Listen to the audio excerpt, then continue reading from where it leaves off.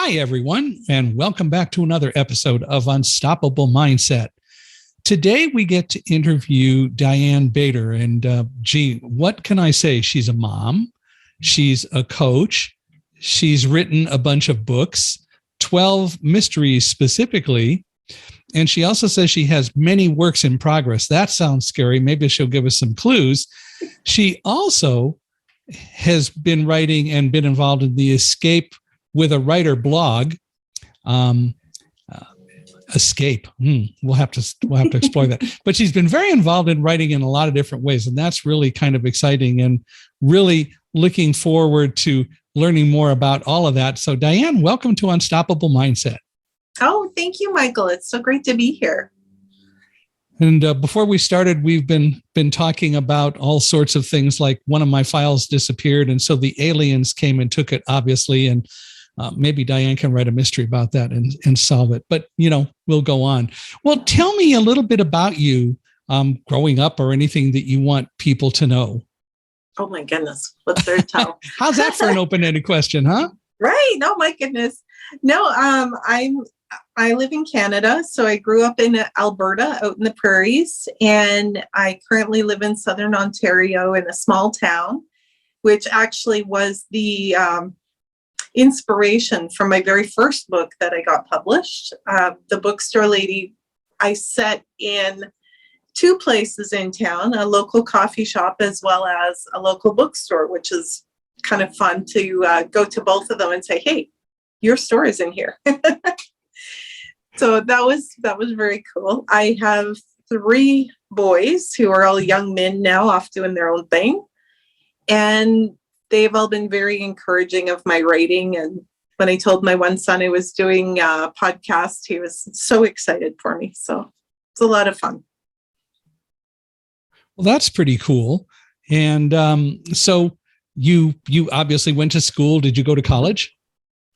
I went to college. I actually took business administration, and I did a couple of years of university, but I just couldn't get into what I wanted to get into, I guess, or I just wasn't enjoying it as much as I hoped to. So I just went off and did business school and got into life and got married, had kids, that sort of thing. So college and university, it just wasn't you. Well, like I said, I got my diploma in business, but the university stuff was, I had a bit of a struggle. So happens. Yeah. So you got your business degree, as it were, and then what did you do? Basically, I got married, had kids, and then I started working once we moved across the country, basically.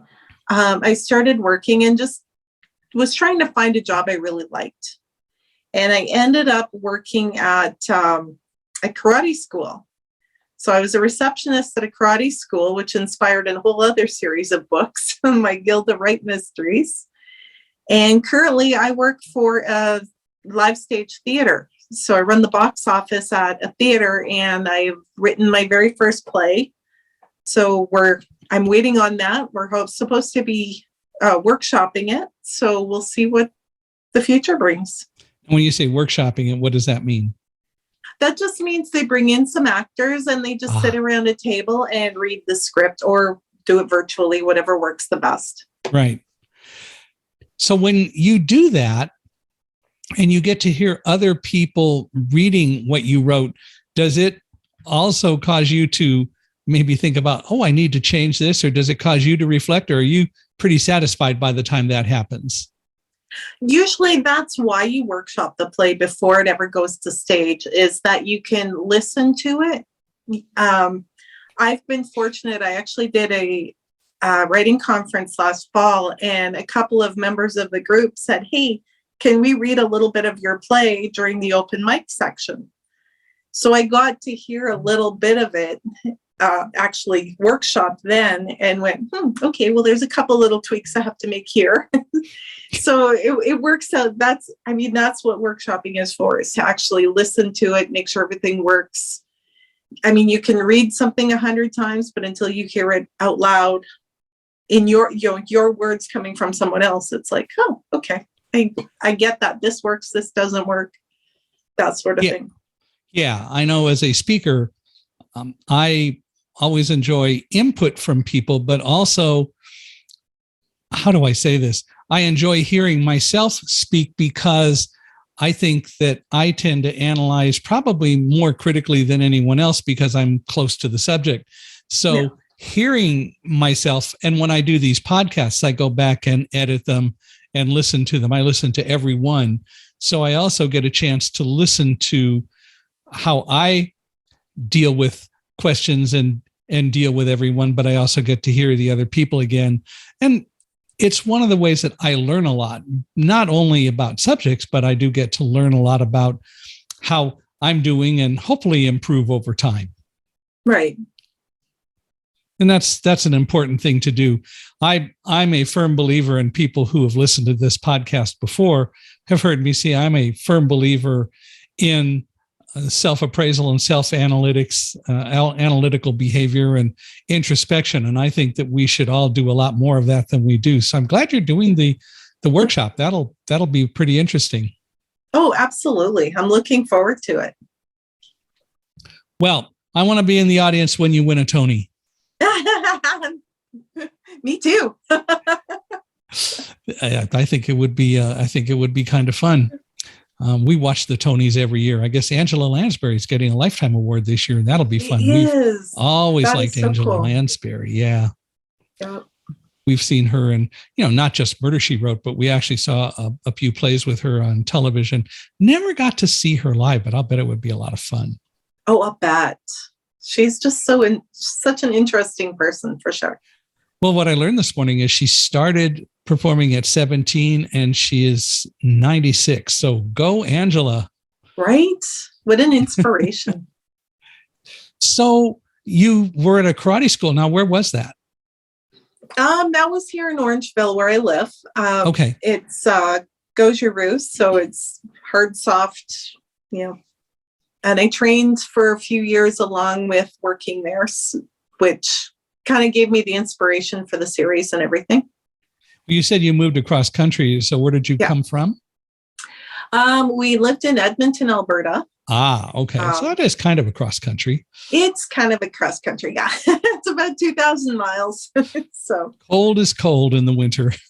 So yeah. Edmonton cold is a whole lot different than Southern Ontario cold. But it's still cold. It's still cold. It's just cold. A dry cold when your nostrils freeze shut, that sort of thing. Yeah. More humidity in Ontario. Absolutely. Yeah. We live on the high desert in California, in Southern California. So we're very used to the dry heat. And here we did live in New Jersey for 6 years. And before that, I lived in Boston several years before that. So had my own exposure to the humidity. And I was born in Chicago, but don't remember much about the weather for the first 5 years when I was growing up to B5 and going to kindergarten and all that. Mm-hmm. I don't remember the weather much, but Chicago also has its level of humidity in the summer and, of course, cold weather in the winter. Oh, yeah. So how did you get into writing? It's one of those things I've always kind of done. I've always written stories and that sort of thing since I was in school. And actually, I still have copies of things I wrote when I was in junior high. So when I was actually in the 9th grade, I wrote a poem, and my teacher physically grabbed me by the arm and took me down to the school newspaper and said, okay, you need to publish this. So that became my first published piece. So it was a really good, that particular teacher, Mr. Coleman, was fantastic and very encouraging and really opened my eyes to different genres as well as whatever, silly things I was doing on my own at that age. Did the newspaper try to grab you to be a writer for them? I ended up being a writer for the newspaper. Yeah. There you go. I actually wrote the horoscopes. Did you? I did. How did you do that? How did that work? Winging a prayer. Sometimes you would know people going through things and, kind of make a little thing directed at them, but not really. So, yeah. And it was funny how many people would come over and go, "Oh my gosh, that was so true. I don't know how you knew that." I'm like, "No, me neither." Did you do any kind of research to look at whatever's going on with the stars and so on a particular day to help with the process, or do you just make it up as you went along? Oh, not back then. I was only like 14, 15. So yeah, it was just make it up as you go. Hey, whatever works. That's it. But it made it into the newspaper and helped with copies. And so the editor must have been a little bit happy. Oh yeah. And we had fun doing it. Did you do any other writing for the paper besides the horoscope? Did you write any other poems or articles or anything? That's, oh my gosh, that's such a long time ago. Yeah, I know I wrote little bits here and there, just depending on what we needed if we needed space fillers or whatever the case. So I didn't write much. I did a little bit of writing in a couple of English courses, but I went into radio as opposed to the newspaper, the New University, the New U at UC Irvine. We had a couple of radio people who were pretty talented, and one was especially a writer. He actually went to work at some point for the Philadelphia Inquirer and just retired not too long ago from doing that. Nice. But I remember some of the articles that he wrote, and he had a lot of fun doing it. And he also had a lot of fun doing radio. So we got to work together. I was the program director of the station at the time, and John and a friend of his, Matt, had a show on Sunday nights right after my show. So it was a lot of fun. They did a lot of creative things. And yeah, like radio and writing are creative, and you can do some things. The only thing I kind of miss from radio that I never did was really created something from the beginning. There are some science fiction things I would have loved to have seen actually turned into radio broadcasts or radio series, and still have not done anything with that, but it'd be kind of fun because I can see some of the things would be great. Well, so you got into writing, which was great. How did you get from writing of one sort or another into the whole idea of fiction and mystery specifically? I always kind of wrote fiction stuff. I've never really been big on the nonfiction. I'll read it, but I don't really write it. It was, oh my gosh, about 2010. And I stumbled across, it was a contest. It was called Murder in Ink, and it was put on by a small publisher here in Ontario. And the premise was you take one of those old murder mystery party games, and they would give you all the characters, all the clues, everything. You had to work it into a story. You had to write it in 10 chapters, and each chapter was in the point of view of a different character. And I'm kind of going, okay, well, if I can do this, I can do anything, because this is crazy. But I did it, and I also won the contest, which was my very first novella that was published. And it was just really a great lesson in making your characters' voices and everything. It was a lot of fun. And what was really cool is the very first copy that came off the press, the publisher put it in an envelope, which it's still in the envelope to this day. And it says on there, first book. And wow. It's still on my shelf as my first book in the envelope, untouched. So I thought that was very cool.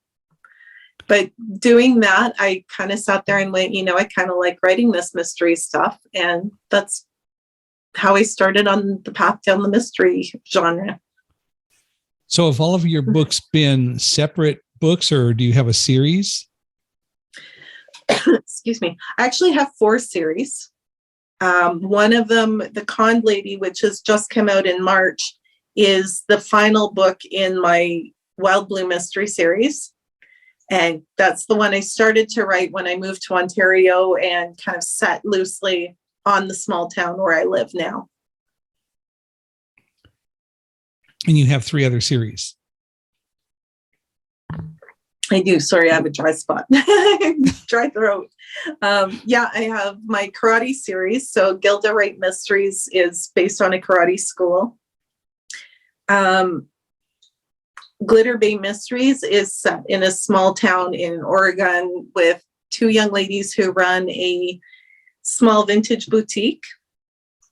And my fourth series is Sugarwood Mysteries, which is set in a small Ontario town. And Audra and her friend Marilee run a craft store, and it's cozy mystery. They get into all kinds of trouble. I've heard the term cozy mystery referring to a lot of different kind of mystery books. What are cozy mysteries? Cozy mysteries are set in small. We were talking about Angela Lansbury, right? Murder, She Wrote is Wrote.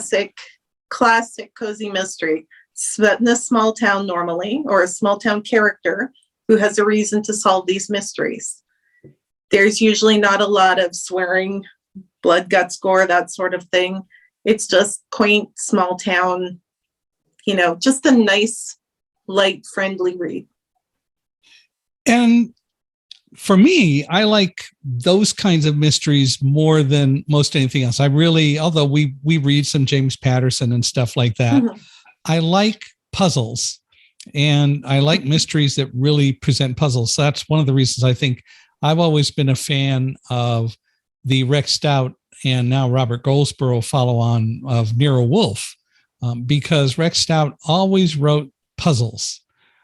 And if you really read them, you may not be able to figure them out. And usually I had a pretty hard time. I worked hard at figuring them out. I was more successful figuring out Mary Higgins Clark, but Rex Stout I had significant problems with. But by the time Wolfe solved the cases, yeah, that was pretty obvious. Why didn't I pick up on that? Which was, of course, the whole point. Yeah. I know for me, that's always been a big thing. I love puzzles. I love just the mystery of it all, and just trying to put things together. And, I love throwing out the red herrings, because I don't like it when somebody beta reads a book and goes, oh, I knew that from page 3. Yeah. Like, well, that's not fun. Yeah, that doesn't help the mystery process at all. No. One of my favorite television shows, it was only on for 3 years, starred George Papard. It was called Banachek. Banachek was an insurance investigator. And I love Banachek. I've got to go find them somewhere, because I'd like to watch those shows again. But he always was involved with puzzles. Yeah. Yeah, we get a channel called Cozy TV, and I found Banachek on there a couple of times, and Murder, She Wrote, and all those great ones. Well, yeah, a Hallmark Channel down here has Murder, She Wrote most every night. Of course, obviously that's worth watching. And a number of Murder, She Wrote stories have been in books. Donald Bain and others have written Murder, She Wrote books. So they are fun. And again, It is puzzles, which is great. And until you see Angela Lansbury in something like Sweeney Todd, but that's another story. Yeah. Actually, one of my Facebook friends just started writing the Murder, She Wrote series, Terry Moran. She's just taken over for the last, I think she's done 1 or 2 now. I'm just trying to remember, but we'll have to I haven't read the new one. Look her up, mm-hmm. and see if we can find any of hers, because that would be fun to be able to get them and have access to them. But Murder, She Wrote is a fun series by any standard, so they're fun to have. I always enjoyed, like, one of my first real cozies I started reading was the Cat Who series. Oh, yes. Yeah. Lillian Jackson Braun. We have read all of those. I've taught my wife along the way to listen to books. She also has a disability. She's in a wheelchair, but she sees and likes to read.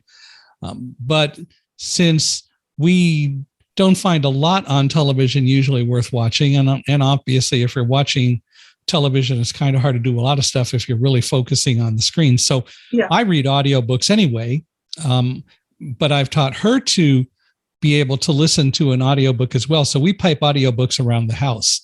And we've done a whole bunch of the Cat Who books that way. And the ones that she didn't read that way, she has read in paper form, but also we've put them out there so she gets access to them anyway. Now she's really into well, we both are, J.D. Robb. Oh, yeah. Which is a little bit more on the violent side, but still always a great puzzle. So Karen, well, we're both on number 22 in the series. So we've got a ways to go. Well, how do you come up with the plots? How do you create a plot and create an idea for a mystery? You know, it sounds silly. Well, sometimes they just kind of come. You just kind of get an idea out of the blue. And sometimes it's things you see in the newspaper or on television, even something will spark a thought that goes a completely different direction. Just things you see, things you hear, like just about anywhere. So something piques your interest, and then your brain just starts to work and you create a story around it. Yeah, pretty much it. It's fun to be creative, isn't it? It really is. And you can take things, like I said, even if you see something on television and it's just like a little blip of a thing that you just go, that's pretty neat. I could make this different and do a different spin on it. And that's the part that I love doing. Have you ever looked at real life events of one sort or another and turn them into some sort of a mystery and use that as the springboard for it? Or even just taken something that happened in life that was a mystery that maybe got solved and thought about writing a book about it? It's kind of funny. My publisher, they've decided to do a Canadian historical mystery series. So they have one writer from each province, and you have to come up with a kind of a local mystery that you write about, and it has to be historical. And as soon as she mentioned that to me, I started kind of Googling and going, local mysteries. I don't really know too much. The story that came up out of all the weirdest things in the world, there's a local rumor, and it's only a rumor, nobody's ever substantiated it, that Jesse James buried gold about 20 miles from here.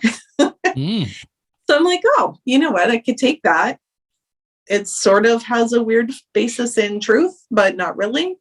And I can just take it and run and make it a totally fun historical mystery. Well, do we know that Jesse James was ever up in Canada? There is rumors, and that's pretty much all it is a rumor, because the story goes that somebody from his gang was related to somebody that lives in a town nearby. So they had reason to come up and hide out in the area. And they, the guess is, oh, he buried all this money from this last, or one of these heists, right? And it's like, it's not completely true, but it's not completely false either. So there's just no proof. Yeah. So it it's could possible, but yeah. Yeah. That's what makes it fun, though. That's it. That's what I figured. So your books have been published more traditionally as opposed to doing self-publishing? Yeah, I actually, big long story, but I ended up with this wonderful little, they're a little bit, they're not exactly a small publisher. They're a little bit bigger than that, but they're out of Alberta. And they've been fantastic. I've been with them for, oh my gosh, about 10 years now, 11 years. And 13 books in, and we're still going, and they still ask me to write stuff. And I pick dates and say, okay, can I send you this one for this time? And they're like, sure. So it's been really good, a great learning experience for sure. Have any of the books made it to audio, or have they just all been print? Right now, they're all just in print. Audio, they don't do audio there because it's just too much for them right now. But I've been looking into it. I just have to, sometimes the money can be kind of a little bit of an issue. But I don't know how it works, but what about something like Audible? They have Audible Originals, so they've taken books from other people or had work specifically created for them, and they've converted it to audio. Have you explored that? I have not. No, I definitely will, though.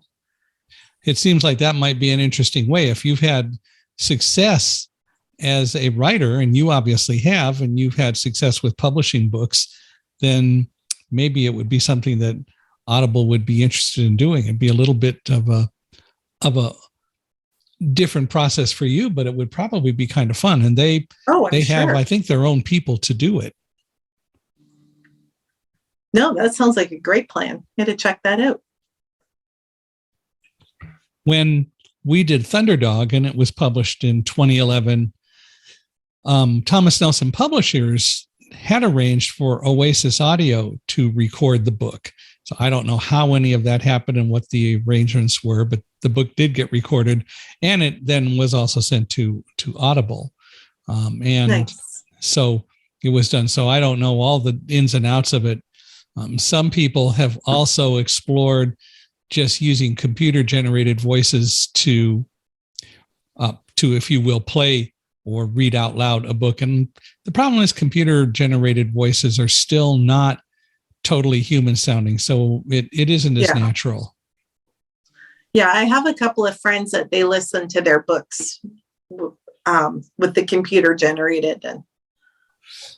Oh, I can do it, but it isn't the same. And it is something you have to concentrate more on. So it is still an issue where human reading is better. Maybe someday it will get to be better than it is to be able to have a computer generated system, but not yet. No. So it's a process. Well, so you've done 13 books to date. They've all been mysteries? Yeah. So with that in mind, how many books do you have coming up or projects do you have going on right now? Right now, probably, oh my gosh. I've got one book for this year for sure, 2 more for next year, and then probably 2 more for the year after that. So probably about 5. Then that's only things from my publisher. That doesn't include any little side projects or anything like that. Have you started on all 5 to one degree or another? If they're not, I don't really plot them out, but I do have like little blurbs about what I'm going to write about. So everything is kind of got blurbs at least. The one for this fall, I'm just finishing the rough draft to get into editing. So a new series or? No, it's actually book 2 of my Sugarwood series. Ah. Yeah. So all of your series are like 3 or 4 books long and then you end the series? It depends. My first series, the Wild Blue Mysteries, the Con Lady is book 5. And that was the final book in this series, but it still kind of leaves me a loophole to come back later if I want and continue on. But for the most part, I'm aiming for about 3, but we'll see how the series goes. I interviewed someone a couple of weeks ago. We were talking about writing series. He's not a great fan of series because he says he likes to see things end and wants to stay alive long enough to see the end of a series. and I can appreciate that. But we mentioned J.D. Robb a while ago. The other side of the fact that she's written now, 53 or 54 in the In Death series, they're still all standalone. That is, you can read any of them without reading the ones before or after. Although if you start from the beginning, you can see an evolution in the process. And so, when you write a series, is it really probably best and most important to start at the beginning and go through the series, or can each of the books be read by themselves without too much of a problem? I think in particular for Wild Blue Mysteries, I think they can all be read as a standalone until the end. And I know somebody said, well, the last one's great, but now I want to go back and read the rest. So I don't know if that meant that they didn't quite get something or they just wanted to go read the rest of the books. But for the most part, you can read them as a standalone. We started reading the Joe Pickett C.J. Box series. Have you ever read those? I have not. C.J. Box is the author. The protagonist is a game warden in Wyoming. And when we discovered it, we started reading book 18. And fairly close to the beginning, we got very intrigued, but they made a reference to something that happened in the previous book. We could have gone on and read it, but we just decided to stop. And because we were intrigued and we really liked the portrayal of the characters, we being my wife and I, we went back and started at the beginning. So it was like over a year before we got back up to book 18. And what happened in the previous book was relevant and interesting. It wasn't necessary for the reading of book 18, but it sure made it a lot more fun to go back to the beginning. No doubt. And so we did and thoroughly enjoyed it. Well, I'm anxious to have the opportunity to read some of yours. Maybe I'll have to figure out a way to download them, or maybe they'll get converted to audio at some point. But if we get a chance, I'll have to go hunt them down some way and be able to read them.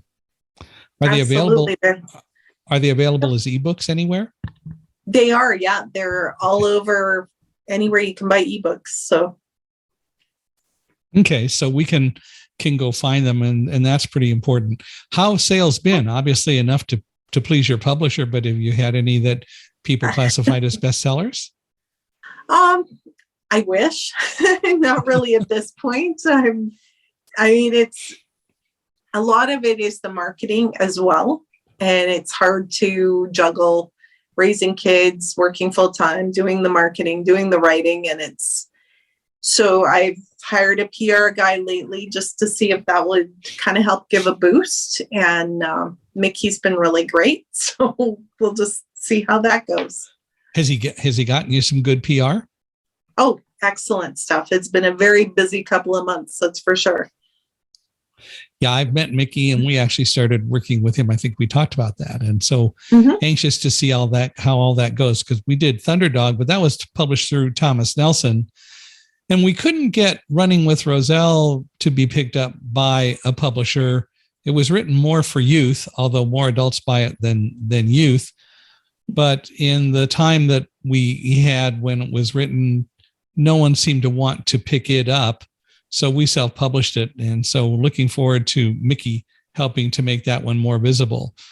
We just started writing our third book, which is going to be talking about controlling fear and continuing not the story, but to teach lessons of things I learned that helped me survive on September 11th, but doing it from the standpoint of the fact that I've used 8 guide dogs. And so we're going to have a very strong animal involvement in terms of how animals help enhance what we do, and a faith involvement as well. So that one, however, has been picked up, and we've signed the contract and we're writing away on it. Oh, congratulations. That's exciting. So that will be a lot of fun. And I hope it will help people learn that they don't need to let fear overwhelm them. And by not doing something that just allows you to be completely, as I would call it, blinded by fear, you can make more intelligent and substantial, reasonable decisions in your life rather than just doing it out of fear. Yeah. So we're hoping that goes well. Well, what do you think the best thing is about being a writer? I get to make up all kinds of stuff and do all kinds of stuff in my head.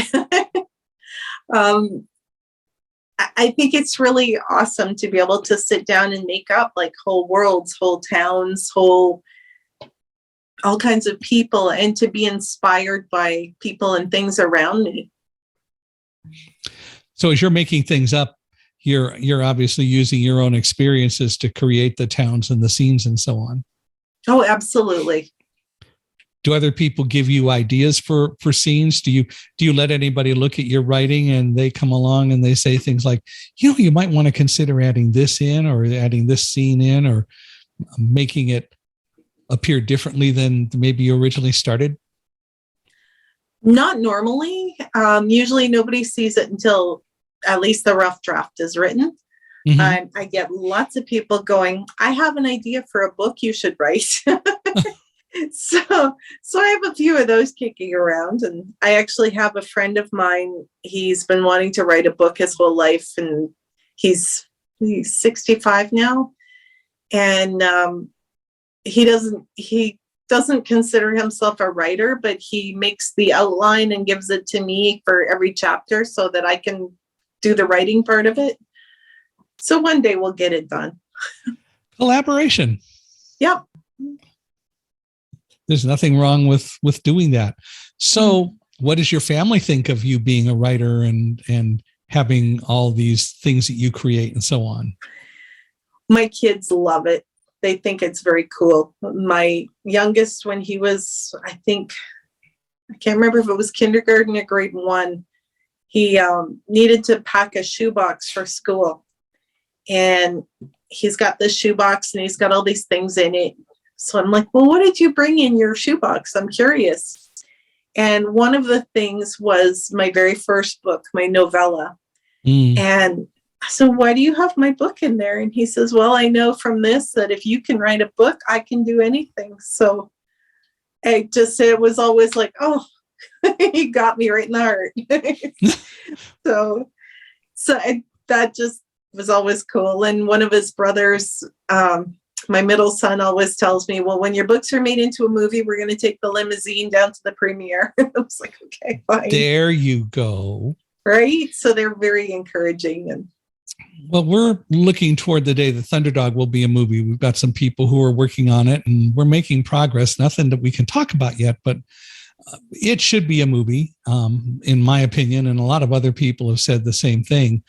And if it is, hopefully it will be able to keep the same kind of motif and theme of the book, and that it will help teach people about blindness, and it will help people maybe learn some lessons about September 11th. But also it's important that it be entertaining. So it'll be kind of fun. Oh, that's so cool. My agent for writing Thunderdog is still advocating to this day that he wants Brad Pitt to play him. Not that he had a big part in any of it, but I said, well, that seems fair to me, but we'll see. If he has any input on the script, he'll have a bigger role. Yeah. We haven't given him that, but it will be kind of fun to just see how it goes. How old are your kids? Oh my gosh. My youngest just turned 21. Which makes me feel really old. 21, 23, and 25. Yeah. Well, so now what does your husband think of all of this? I'm actually divorced. So you're divorced. So he doesn't think about it. He didn't think a whole lot of it. So that kind of contributed. That's no fun. No. But you got, go ahead. No, I was going to say, when somebody tells you writing is not a career, then it doesn't work out so well. Oh, gee. Yeah. What did he do for a living? I'm not sure what he's doing now. He was not a plant manager, but he worked for a big plant in operations and stuff. Very logical thinker. Well, that's fine, but even managers have to write budgets and other things. So what a thing to say to you. Yeah. Right. Writing comes in all forms. Absolutely. And people have made writing a great success. I know Susie Flory, who I worked with on Thunderdog, does a lot of writing. And then the book we're writing now, Carrie Wyatt Kent and I are working on it. Carrie's a friend of Susie's. Susie is in a PhD program. So didn't have time, but Carrie and I are working on this, and we're very excited about the directions that this book is going to go. But clearly she also has made a career out of it. And needless to say, there have been a number of people who make careers out of writing. Of course, it's a career. Of course, it's a worthwhile endeavor. Yeah. I just told them never say that to Stephen King. That's all. Yeah. Partly because you never know where you might end up in a book or, or in real life. You could be the next person in Pet Sematary, but right. and he continues to be, and look at his kids. Oh yeah. Yeah. It's amazing. And going back to mysteries, not with too much more graphics, but Clive Cussler and the Dirk Pitt series and so on. Yeah. He's had a little success at making books a good career. He did. And now, of course, he's passed away, but the family's continuing it. Yeah, I was fortunate to get to have a video chat with Robin Bursell, who was writing with him as well. So, yeah, that was very interesting. Then there's always the Louis L'Amour family, and of course, talk about, everybody can scoff about Westerns and so on, but he made an incredible career out of it, and they're continuing that process. And I've never got to meet any of those people, but I think it'd be a lot of fun. Oh, very neat. It would be really great discussion. That's for sure.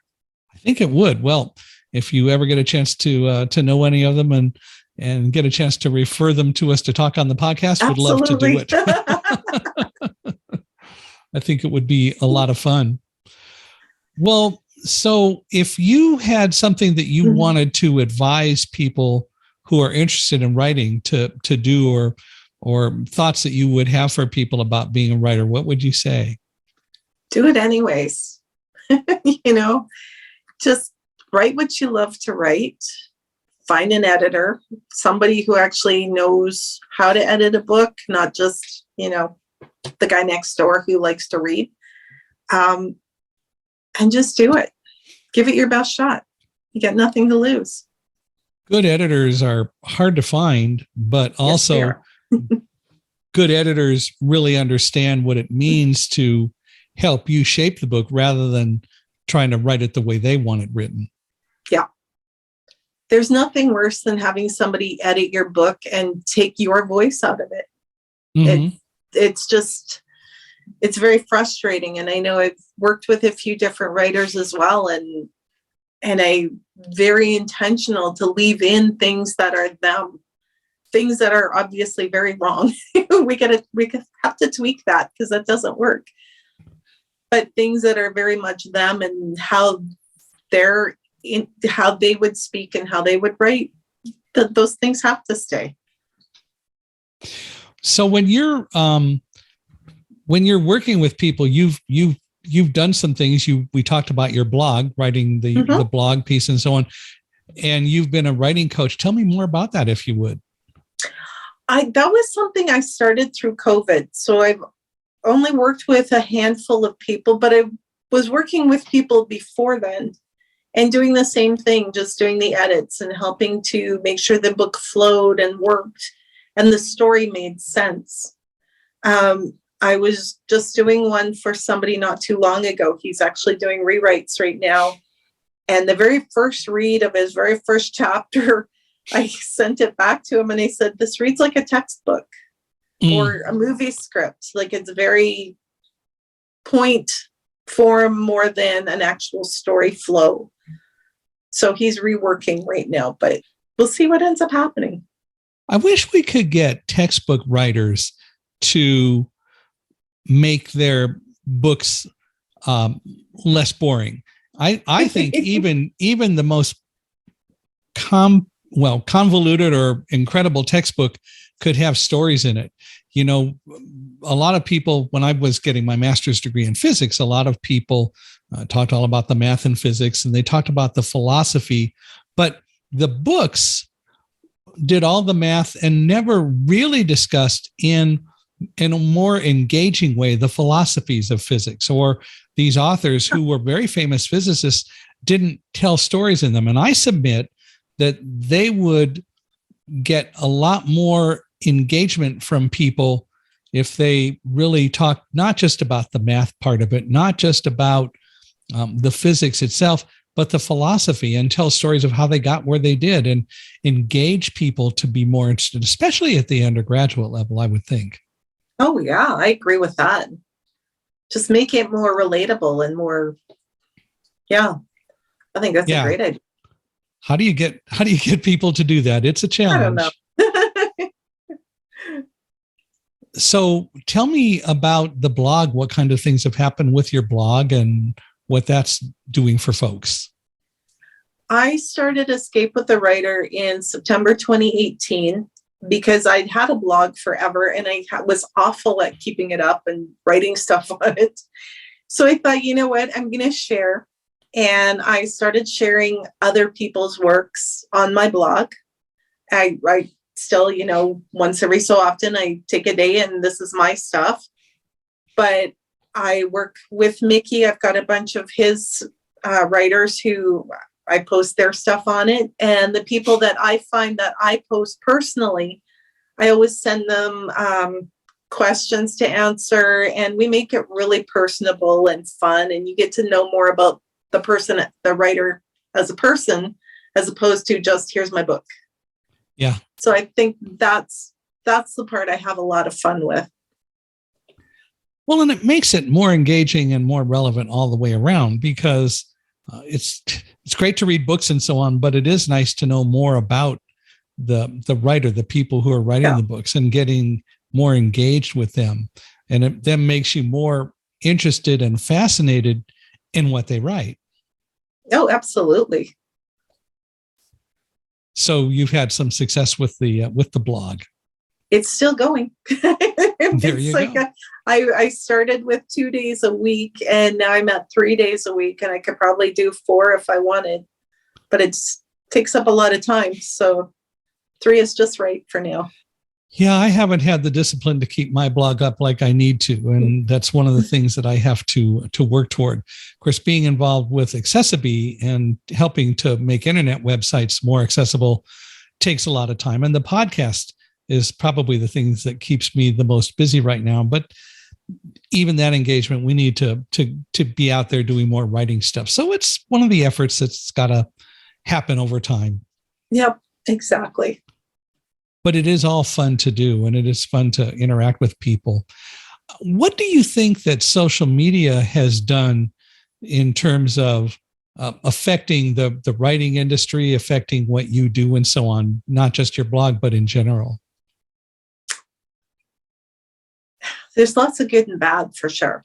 In the good side, you can get connected with writers all over the world. So I've been fortunate because of that I've had writers literally from just about every country you can think of that have been on my blog that I've gotten to know in a different way than just, liking their post,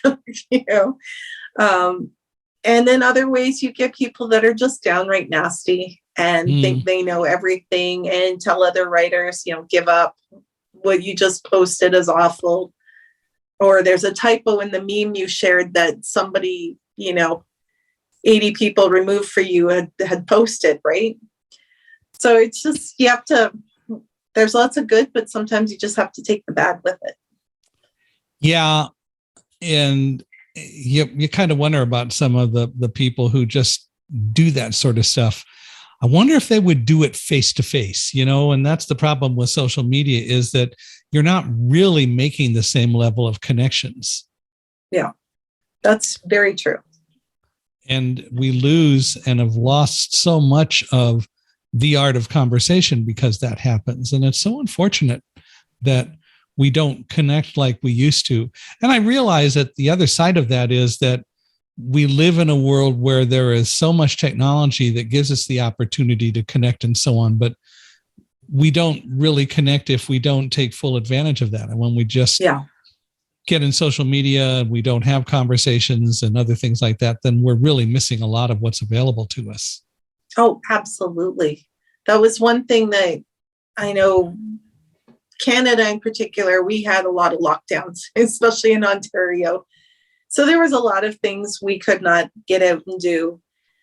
But joining some of these groups, like I'm part of Sisters in Crime and Crime Writers of Canada and that sort of thing, and being able to sit in on some of these really great webinars, and even just a meeting where people are chit-chatting back and forth, which was really great because you get to meet different people and learn different things. And, we have a writing group that literally has writers from Vancouver all the way over to Halifax. So from west to east and everybody in between, which is really neat because we never would have met otherwise. And you can have those kind of conversations. All sorts of different writing styles. So not just mystery and not just fiction. No, it's the one particular group is with the Writers Union of Canada, and everybody's very mixed genres. We help each other out. We give each other support, and it's just a really nice group to hang out with. Do you ever associate with any of the writers groups or whatever through writers in Canada? Do you associate with any of the groups in the U.S.? Absolutely. Sisters in Crime has been really great because they have groups all over the place. And I've been able to sit in on different webinars and different meetings. Oh my gosh. Grand Canyon has a great group. Arizona. What's the other group I was with? I can't even remember where they were. New Jersey, I want to say. Something like that. There's a lot of crime to talk about back there, but there's a lot of crime everywhere. But it's been really great to get all these other perspectives and just some great ideas. Well, that is, really cool. And that's, of course, the whole point. By connecting with other people, you do get other ideas, don't you? Oh. So now you have to create a book or a series involving all the sisters in crime. And boy, you could have a lot of fun with that. Actually, I've had some kind of a similar idea to that, but yeah. How about brothers in crime? Maybe. Equality after all. Of course. Well, Sisters in Crime also has brothers in there. So it's not just sisters. Yep. There you go. Oh. Have you thought of writing any other genres like, science fiction or other kinds of fiction types of things? Actually, the book that I'm collaborating on with my friend is fantasy. So he's a huge fantasy buff, and like I said, he's making all the notes and making all the little fine-tuned details, and I just have to sit down and write the story. I also have a YA fantasy that I've been working on when I have nothing else to do. and that will come out one day as well. And I also wrote my first stage play. So that's one that, we'll end up doing the workshop with, and we'll see what happens. So what can you tell us about the play? It is a ghost story. Ooh, now we're getting there. Right? Because I work in the theater. It's a very old, the building was built in 1875.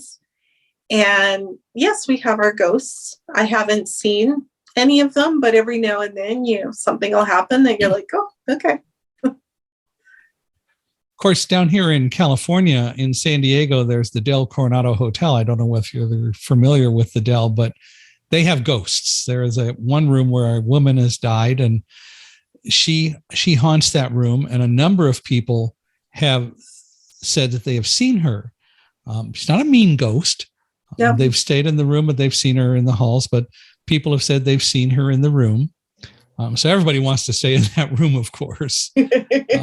But the Dell apparently has several ghosts, and nobody, as near as I recall or understand, seems to be a bad ghost, which is good. Yeah. And it's a lot more fun. But I'm looking forward to hearing more about the ghost story when it's done. So you'll have to come up and do a book with a blind character, and I'll be glad to help you with that. But absolutely, we haven't seen that many that are really portraying blind people very well, and a lot of things with disabilities in general. There have been various books of one sort or another, and of course there have been plays and movies and television shows, but a lot of the time the actors aren't people with disabilities, which really leaves out dimensions that would add to it. Dakota, of course, won the Oscar this year for Best Picture, and I think part of what made it successful was that they were really dealing with people who were deaf, which is important. Yeah, absolutely. So yeah, we should talk about doing a book with blind character or It works for me. characters. There you go. Well, we can That talk sounds about great. it. For sure. Well, any last thoughts that you have? We've been doing this for a while. Are there any last thoughts that you'd like to bring up about anything we discussed or advice that you want to give to people? Just as I said, if anybody out there, you're looking to write a book, do a little research, find out anything you need to know, any questions you have. Find people who have written books, ask questions. Contrary to what you may hear on social media. And my favorite saying is, there are no stupid questions. I've already asked them. So yeah. Ask the questions, look for people to help support you, and write the book. I am a firm believer in there is no such thing as a stupid question. Yeah. I think that when people ask what you regard as stupid questions, sometimes you do wonder how much they observed. For example, I once spoke to a book club. They said, we read your book, we read Thunderdog, we'd really like you to come and talk with us. And it happened to actually be in Novato, California, where I was living at the time. And all these people said, we read it, we really want to talk with you about the book. I go and we start talking, and I open the floor to questions. And the first question that someone asked is, why were you in the World Trade Center?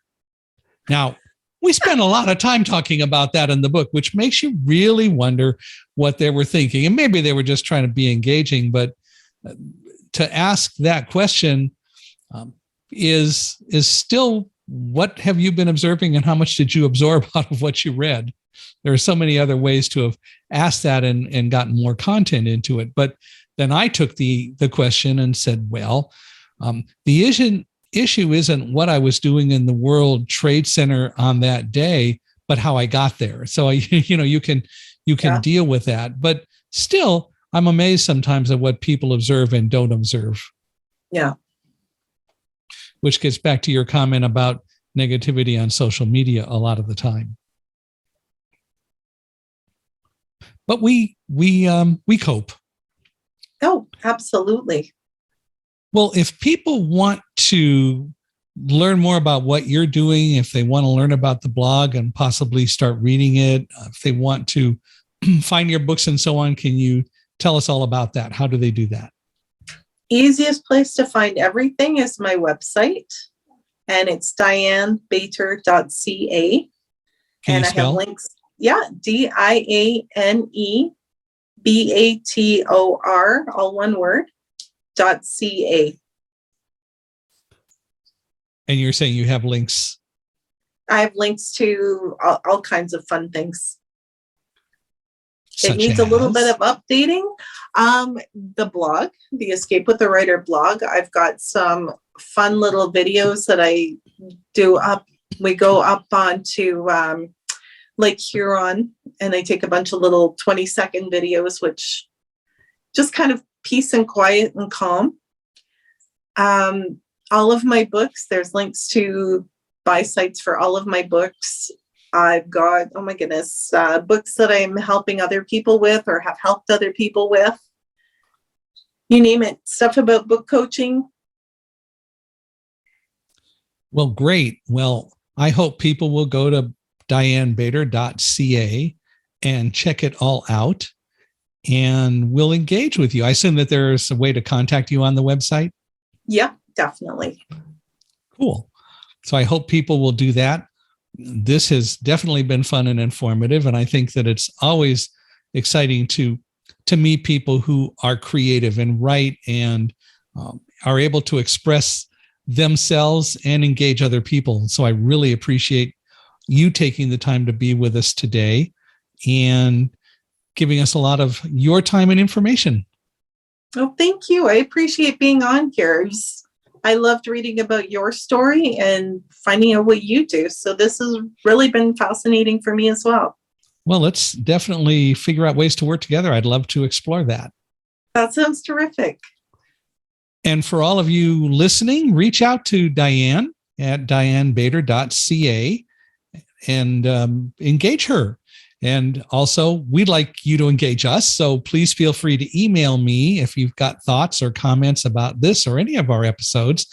You can reach us at Michael H.I., Michaelhi, at Accessibe, ACCESSIBE.com. So Michael H.I. at Accessibe.com. Or you can go to our podcast page, which is www.michaelhingson.com, michaelhingson.com/podcast.